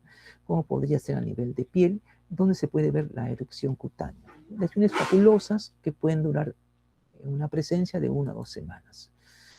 Se ha visto también que este virus puede tener algún tipo de efecto a nivel congénito, ¿no?, produciéndose esto un factor alarmante en mujeres embarazadas, ¿no?, generando a veces en el producto estos defectos de alteración en su formación, ¿no?, lo que conocemos como defectos congénitos. Y miren acá, estas lesiones papulosas, ¿no?, a nivel de la fase, a nivel del tórax, que es dado por esta patología conocida como rubiola. El paramaxovirus, ¿no?, que es el virus causante del sarampión y la papera, ¿no? Este virus tiene como genoma ARN y vemos las patologías más comunes. En el caso del sarampión se ha visto que esta puede tener una afección ciertamente sistémica, que se transmite por vía respiratoria, ¿no?, es el contagio más de mayor afección, y por vía circulatoria puede llegar pues a diferentes partes de la piel y generar ahí algún tipo de lesión eritematosa característica. Se ha visto que a nivel de la cavidad bucal hay algo que es bastante reconocido, que son las famosas manchas de Kopling, que aparecen básicamente como lesiones papulosas blancas sobre una base eritematosa de la mucosa oral. Recuerden, hemos visto que estas podían verse a nivel de la mucosa, ¿no? De la mucosa interna del labio, a nivel de la mejilla u otras áreas específicas. Pero si uno analiza un poco la sintomatología, por ejemplo, del sarampión, como ustedes pueden ver, las lesiones aparecen en diferentes partes del rostro, a nivel del tórax y a nivel de la boca. Esto es lo que más o menos hay que recordar, ¿no? Estas lesiones papulosas, blanquecinas, que aparecen a nivel de la mucosa, del labio, o a veces a nivel de una zona donde podrían ver algunas glándulas, ¿no? Como por ejemplo acá, una zona donde está más o menos a nivel del conducto de Steno, ¿no? En relación a la glándula parótida, y donde vemos pues esas lesiones blanquecinas bastante típicas, ¿no? Como este ano eritematoso, que es muy identificable como las manchas de Kopling. A nivel de la otra patología, que es la parotiditis, también conocida como parotiditis sistémica, aquí ya las vías de, ciertamente, ¿no?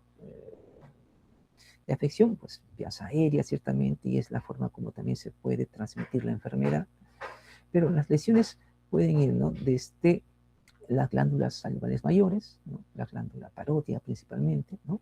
Causando ahí una tumefacción, un dolor a nivel de esta región, y con manifestaciones de fiebre, malestar general, ¿no?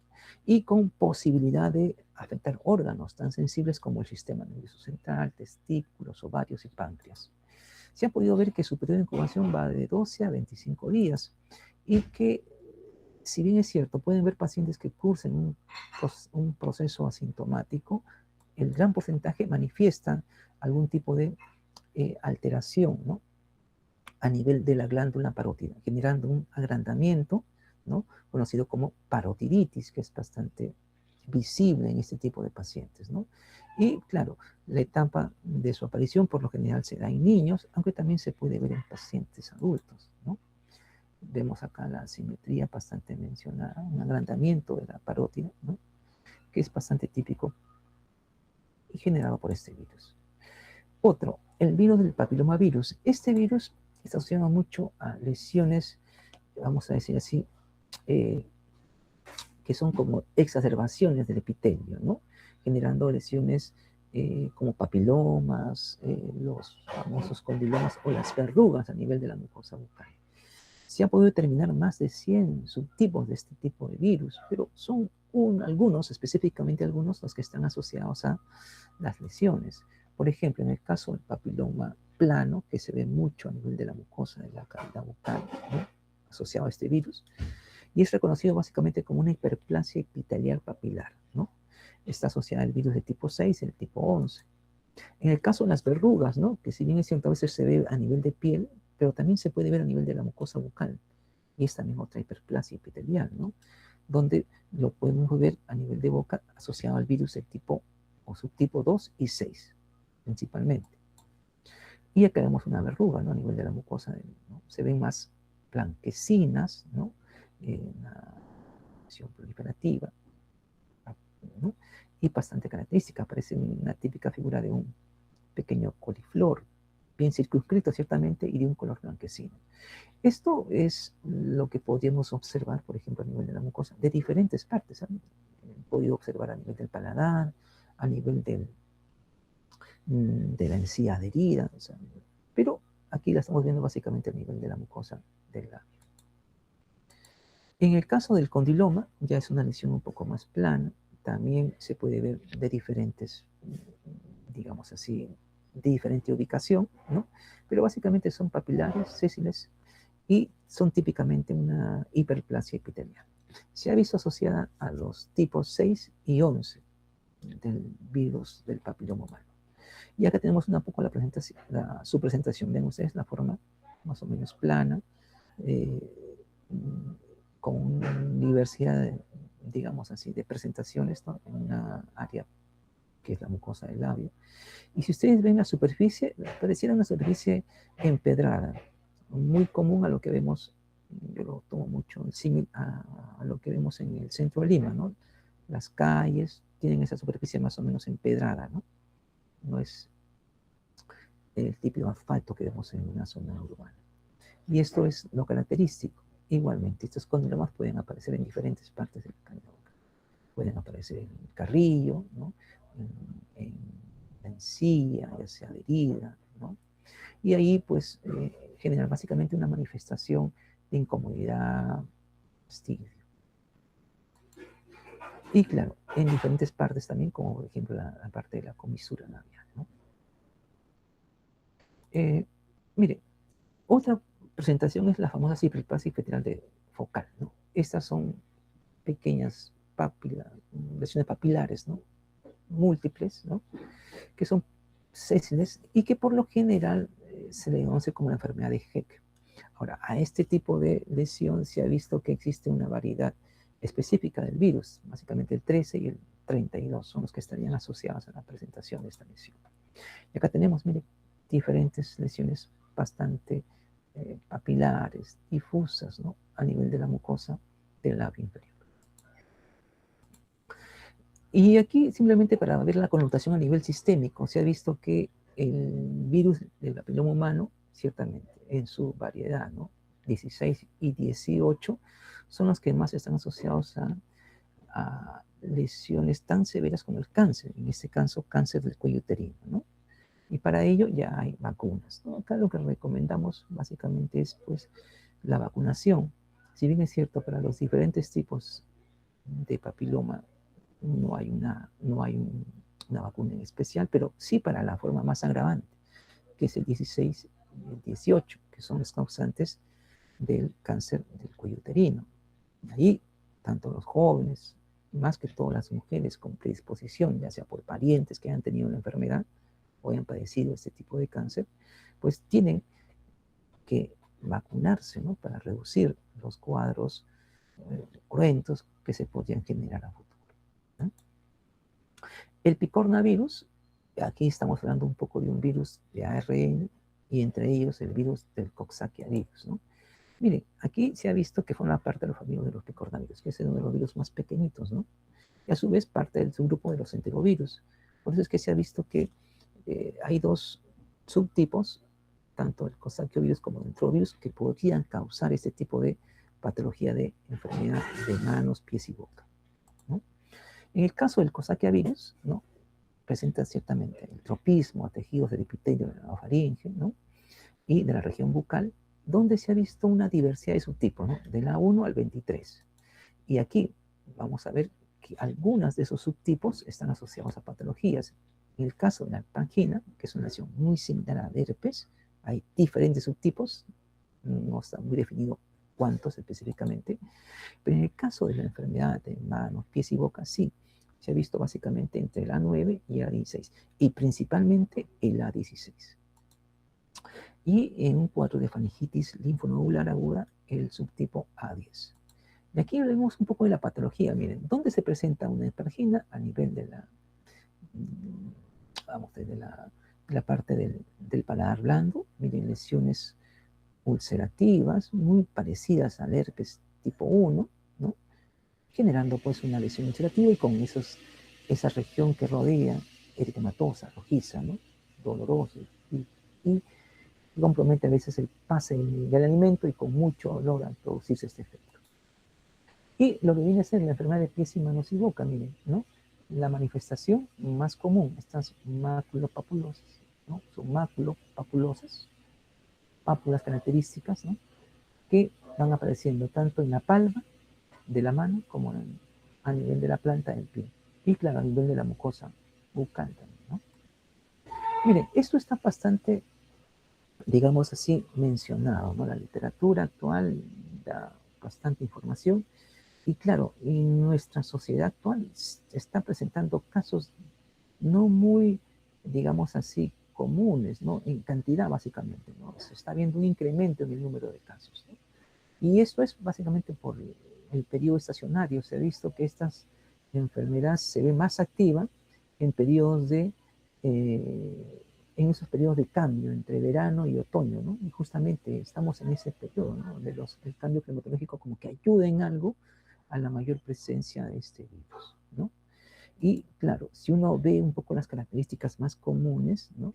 Si bien es cierto, genera en el paciente un malestar general, pero algo que es bastante característico a nivel bucal es la odinofagia, que es la dificultad o el dolor para pasar alimentos, ¿no? Ciertamente, como manifestación sistémica podemos ver fiebre, dolor bucal, abdominal, ¿no? Y lo que es característico son estas emociones mucocutáneas, ¿no? O mucopapulosas que se pueden ver a nivel de diferentes partes, ¿no? Un mucopapilar, que es lo característico, ¿no? A nivel de manos, pies y a nivel de boca. En algunos casos, la literatura menciona, por ejemplo, también a nivel de glúteos, ¿no? Esto evoluciona rápido a vesículas grisáceas de 3 a 7 semanas y por lo general lo que hemos mencionado se rodea como de un halo eritematoso que es bastante visible.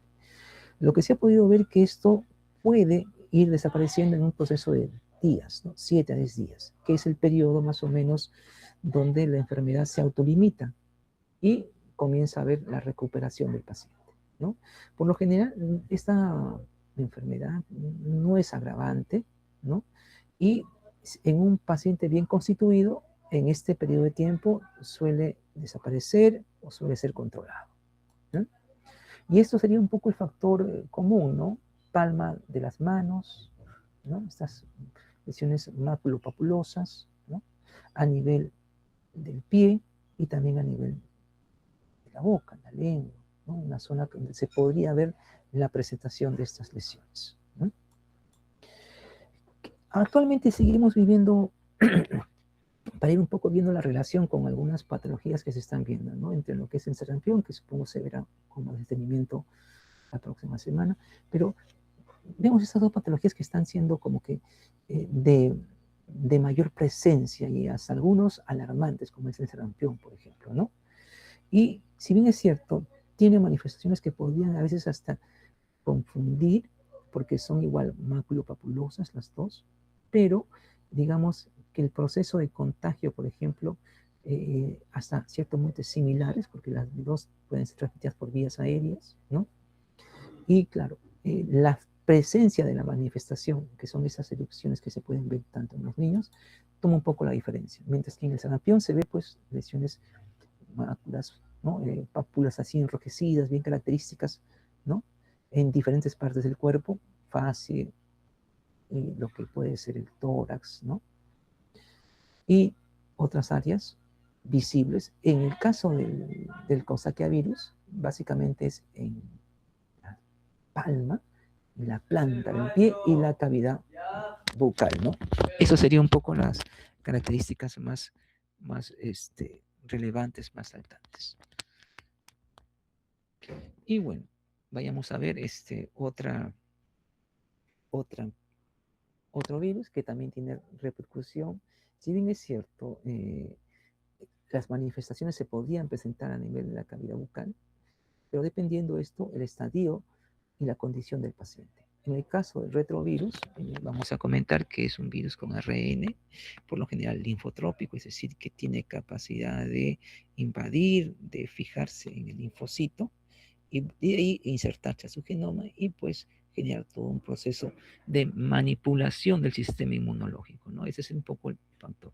Recuerden que los linfocitos T4 son como que la célula comando del sistema inmunológico. Si tú afectas esta célula, pues vas a alterar el sistema de respuesta y al final el sistema de defensa de nuestro organismo.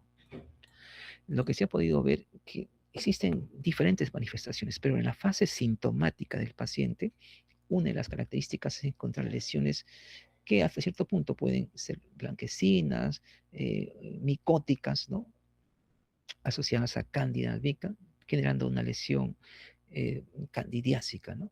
O típica a nivel del dorso de lengua, o en otros casos eritematosa, igualmente asociada a Cándida, que son indicadores de que su sistema inmunológico está teniendo una disminución en el conteo de linfocitos T4 y por tanto una deficiencia en respuesta hacia estos patógenos o microorganismos que ciertamente pueden estar en boca, pero ya no están controlando como debería ser y por tanto presentándose una proliferación de estos, ¿no?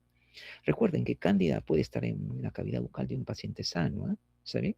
Pero claro, un buen sistema inmunológico controla su presencia, ¿no? Y cuando este disminuye, pues el hongo comienza a proliferar y evidenciarse a nivel de una lesión o patología. La famosa sclerosis, ¿no? Que también son bastante visibles en pacientes con este tipo de afección. Las lesiones leucoplásicas, también a nivel del dorso de lengua, ¿no? Y las lesiones más eritematosas y tumorales, ¿no? Como un sarcoma, por ejemplo, ¿no? O, o otro tipo de lesión tumoral a nivel del paladar. Y claro, también se ha podido ver, por ejemplo, lesiones a nivel del periodonto, como son estas periodontitis úlceros necrotizantes, ¿no? Que se ve por lo general en pacientes con desnutrición severa, ¿no? Y cuadros de inmunosupresión marcada, pero en pacientes con VIH es bastante notorio. Claro, recuerden, en estadios que van del sintomático al estadio SIDA propiamente, ¿eh? Y lesiones tumorales también. Y aquí lo que comentábamos, ¿no? Para tratar la enfermedad asociada a este virus, pues no hay un medicamento, ¿no? Como, como es lo común, ¿no? Para infecciones virales no hay un tratamiento específico con fármacos, con antivirales. Lo que se ha podido ver en el caso del VIH es utilizar medicamentos, vamos a decir así, que generen o reduzcan el proceso de replicación y con ello controlar la enfermedad, pero no eliminar el virus, ¿no? El virus sigue estando presente en el cuerpo del individuo infectado, pero lo que se hace con estos medicamentos de diferente tipo, ¿no? Inhibidores de la esa reversa de nucleótidos, reversa no nucleótidos, inhibidores de proteasa, inhibidores de fusión y otros más, es un poco controlar la replicación viral y por tanto pues llegar a esta fase cruenta donde se hace sintomatológico la enfermedad y disminuye bastante el conteo de linfocitos T4. El descubridor, bueno, ya falleció hace unos años, Luc Montagnier, ¿no? Premio Nobel en 2008, por el descubrimiento justamente del VIH, ¿no? Y vamos un poco a la hepatitis B, que si bien es cierto, tiene su sitio diana en el hígado, pero tiene una repercusión a nivel bucal porque, digamos, no es una manifestación típica en boca, pero sí ser un sitio de, de transmisibilidad, es decir, los fluidos que presenta la cavidad bucal, como podría ser, por ejemplo, la saliva, ¿no? Y es más, algún tipo de componente hemático que se podría generar por patologías o lesiones. Por ejemplo, pacientes con gingivitis, con perioditis, son muy propensos a sufrir hemorragias, ¿no? Gingivo-hemorragia se llama así, donde la sola fricción de la lesión, ¿no? Con gingivitis o con periodontitis logra o genera pues un sangrado, a veces profuso del área. Y esa zona sangrante pues cargada de salivas, ¿no? Contactando instrumentos, desprendiéndose a veces por el proceso de hasta de hablar, podría ser en algunos casos, ¿no? Cuando uno genera algún tipo de ruido fuerte, puede limitar pequeñas partículas de saliva al momento de silbar, o en algunos casos es el mismo hecho, a veces del contacto, ¿no? En el beso, transmitir saliva de una persona sana a una persona enferma, ¿no? La transmisión se podría dar de muchas formas, pero hay que recordar que la carga viral está presente en saliva, pero mucho más concentrada a nivel de sangre, ¿sí? Entonces, en el caso del virus de la hepatitis B, del panavirus, pues es un virus con forma esférica, con un tamaño de 42 nanómetros, la nucleocapsida es de 27 nanómetros, su genoma es básicamente ADN bicatenario, y a nivel de moléculas se encuentra una variedad de antígenos, entre ellos el antígeno es S, o antígeno S, que es el antígeno de superficie. Miren, acá tenemos un poco su estructura, la cápside, su genoma, su envoltura, y diferentes antígenos de superficie, ¿no? Algunos importantes en el proceso de su identificación, ¿no? Antígenos S, pre-S, ¿no? Y otros. En la patogenia se ha podido ver que estos virus pueden formar inmunocomplejos, ¿no? Formados por antígenos de superficie y su anticuerpo, provocando lesiones debido básicamente a mecanismos de hipersensibilidad, que podrían ser desde cuadros de vasculitis, artralgias, erupciones y nefropatías. Ahí está un poco el proceso un poco sistémico de la enfermedad. Y claro, las vías de infección pueden ser básicamente de forma parenteral, por vía oral, sexual y perinatal, ¿no? Que son la más común y la que más estaría relacionada al manejo ontológico, pues la oral, la saliva y las secreciones con contenido hemático. Y tiene un periodo largo de incubación de 45 a 150 días, lo cual podría generar que estos pacientes sean como reservorios que estarían siendo elementos de diseminación una vez ya infectados, ¿no? Miren, lo que se genera cuando un paciente es infectado con este virus puede darse de dos formas. Un cuadro de infección que podría darse en el 90%, ¿no? Como un cuadro agudo de la infección, donde en el 90% puede haber curación y donde un 10%, mejor dicho, 1%, perdón, se puede ver un cuadro ya sumamente agresivo del virus, ¿no? Generando un cuadro llamado de hepatitis aguda fulminante, que puede generar la muerte del paciente.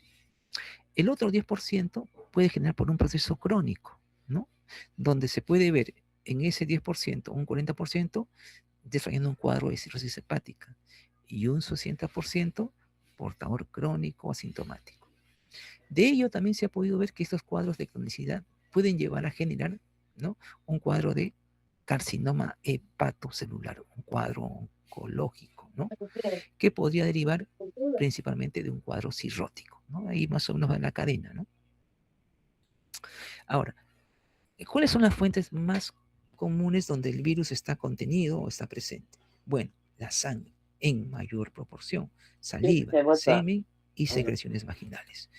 Por eso que a veces un elemento de posible contagio son las relaciones sexuales. Y es que en algunas veces se menciona al virus de la hepatitis B como un virus causante de una enfermedad de transmisión sexual. En el diagnóstico se utilizan mucho algunas pruebas de serología, principalmente ELISA, RIA, radioimmunoanálisis y algunas pruebas moleculares como PCR. PCR, en este caso convencional o en tiempo real, para identificar presencia y cantidad de la carga viral. Tratamiento interferón podría ser un medicamento que se podría dar a inicios del proceso de infección o contagio. Y claro, activar también algunos mecanismos, ¿no? Como podría ser la inmunidad activa y pasiva, por medio de vacunas. La vacuna es importante para poder evitar, digamos así, el proceso más activo de la enfermedad, ¿no? Y aquí vemos un poco algo que podría también ponernos en alerta, ¿no? La probabilidad de desarrollar una infección después de un contacto con fuente positiva. Vamos a ver de las dos, vamos a decir, fuentes que podrían ser, ¿no? De diferentes virus, tanto el virus del VIH como el virus de la hepatitis B. Por ejemplo, si yo contacto con una fuente positiva de hepatitis B, tengo una probabilidad del 30%, ¿no? O sea, de 10 pacientes, 10, por ejemplo, podrían estar padeciendo este tipo de infección. En el caso de hepatitis C, es mucho menor, ¿no? Y el caso del VIH, por ejemplo, ¿no? Se puede ver que dependiendo cómo sea la exposición percutánea o mucosa. Si es percutánea, 0.3%, ¿no? Con sus rangos específicos. Y si es a nivel mucosa, es mucho menor, ¿no? Con rangos también específicos. Entonces, la exposición percutánea es, por ejemplo, con algún elemento punzocortante o punzante que esté contaminado con este virus, ¿no? Puede ser con sangre o secreciones, ¿no? Entonces, ahí sería un poco más el efecto probable de infección, ¿no? Entonces, claro, si comparamos entre VIH y hepatitis B, pues hepatitis B es el que pues supera y tiene ahí más probabilidad de posible infección. Simplemente para recordar, hace unos años hemos tenido esta pandemia que es asociada al virus del SARS-CoV-2, ¿no? El COVID-19, Y claro, si bien es cierto, esta ha sido una pandemia porque se propagó por todo el mundo y puso en alerta máxima, ¿no?, a todas las entidades de salud, ¿no?, desde la OMS al Ministerio de Salud, ¿no?, bueno, en el caso del Perú, y a los diferentes, pues, sistemas de salud de diferentes países del mundo, ¿no?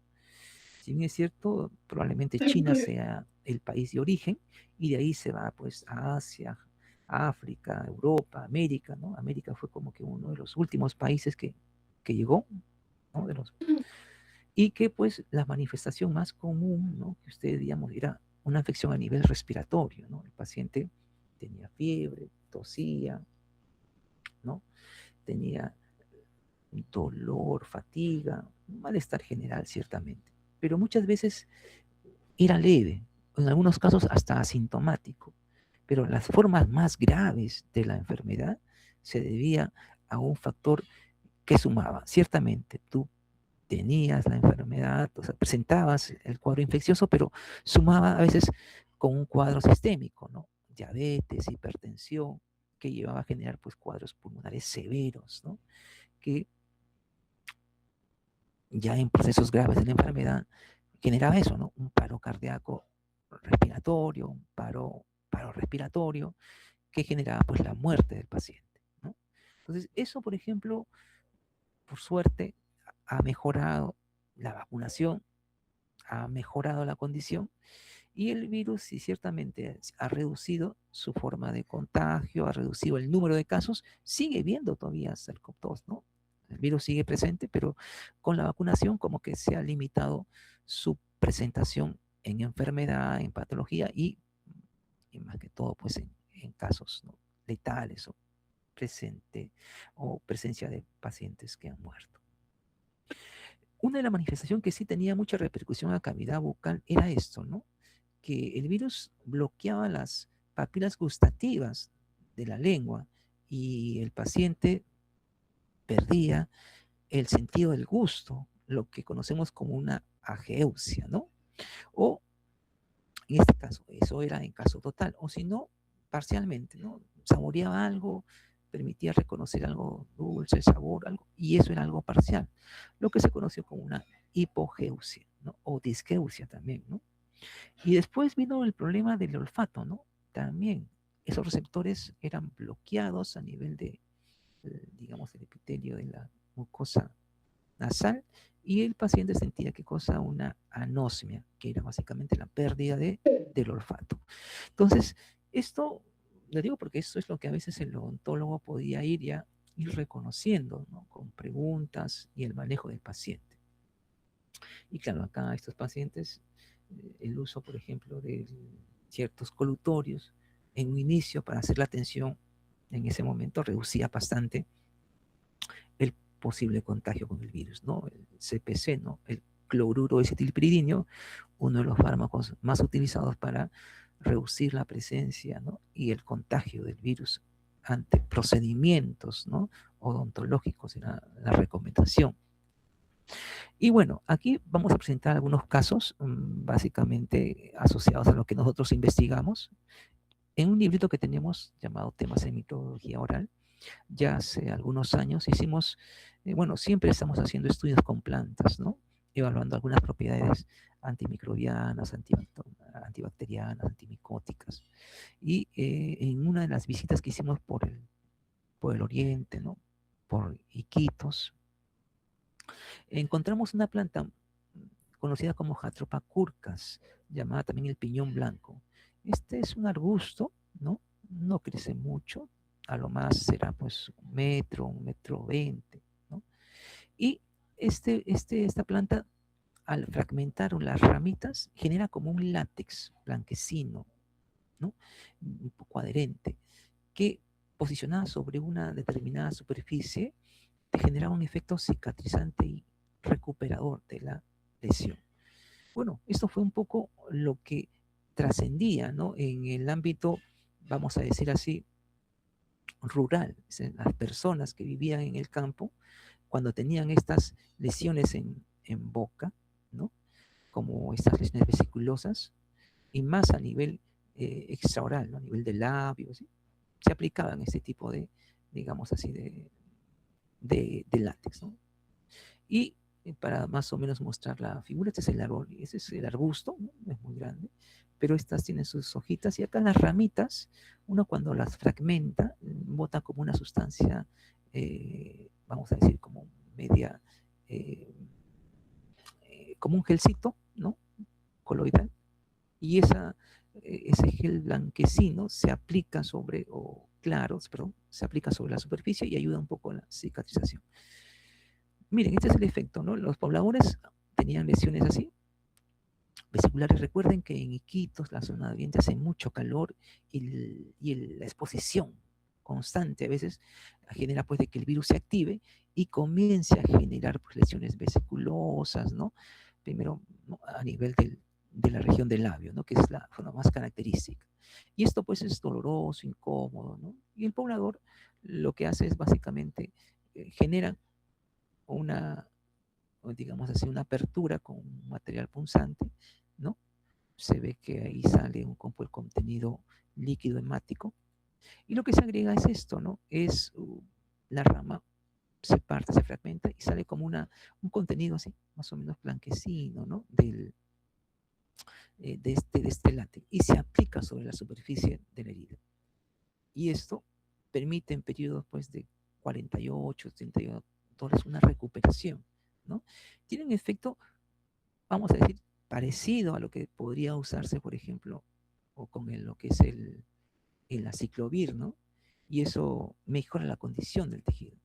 Todavía no se ha podido definir muy bien si su efecto es más cicatrizante o también antiviral, ¿no? Porque va un poco la tendencia, ¿no?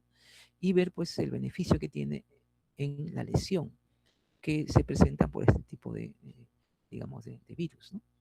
Entonces, este es un reporte que hicimos, ¿no? Ya hace varios años y está publicado en el libro, está presente en el libro que les he comentado anteriormente.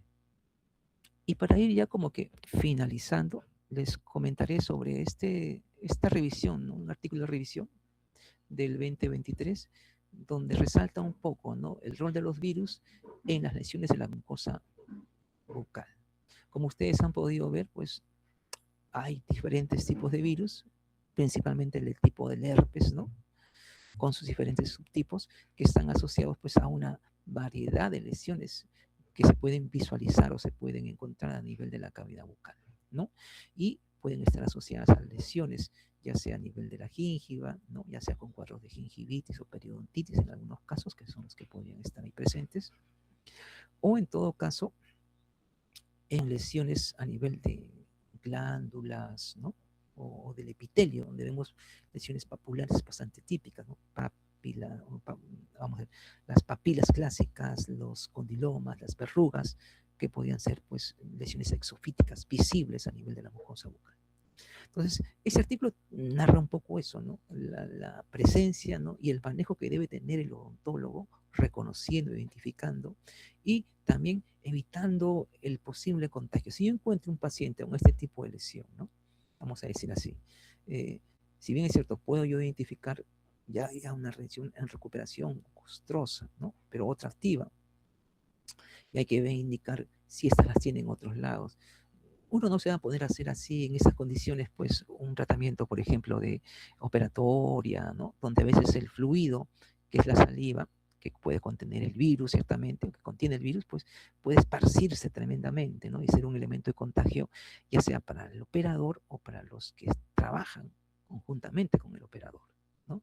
Contaminando instrumentos y todo eso. No, hay que simplemente esperar su recuperación, 7 a 14 días, tal vez ahí medicar algún tópico, ¿no? Aciclovir, indicar tal vez algún analgésico, indicarle algún enjuagatorio para reducir el proceso de propagación, porque acá la saliva es el factor que podría transmitir la enfermedad, ¿no?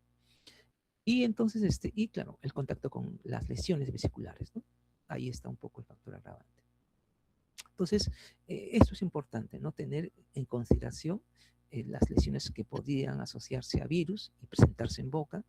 Y claro, eh, al tener las consideraciones, pues plantear a veces tratamientos, pero más que todo, evitar el contagio, ¿no?, que puede tener el operador con el paciente con este tipo de lesiones. Y ahí hablamos, ¿no?, de las lesiones tipo condiloma combinado, por citomegalovirus, con este tipo que hemos comentado, ¿no?, la falta de, de reconocimiento del gusto o de la pérdida del olfato, ¿no? Lesiones tumorales, por ejemplo, causadas por virus de Epstein-Barr, lesiones blanquecinas, por ejemplo, como las leucoplasias, ¿no?, o las diferentes formas de lesiones por herpes. Todo eso, de alguna forma, se podría visualizar en cavidad bucal. Muy bien, yo creo que dando este panorama general y invitándonos, si pueden, lean, ahí están las características, está el artículo, ¿no? Y este artículo ustedes lo pueden obtener, ¿no? Por San Marcos tiene una biblioteca grande donde ustedes pueden entrar a las diferentes revistas como esta, Periodontología 2000, ¿no?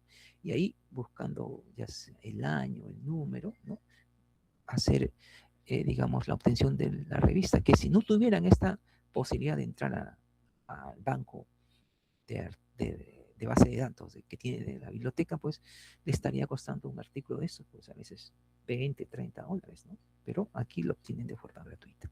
Entonces, les invito a que lean, a que sigan un poco eh, informándose, lean textos, libros, ¿no?, sobre estos virus. Y bueno, esto ya se complementará con la clase que continuará pues la siguiente semana. ¿Bien? Muy bien, acá tengo algunos videos, ¿no?, para ver el diagnóstico de agentes infecciosos. Y claro, siempre actualizando un poco con técnicas de PCR. Muy bien, jóvenes, eso sería todo. Y si hay algunas preguntas, comentaríamos algo. A ver, me permite. Voy a tratar de salir.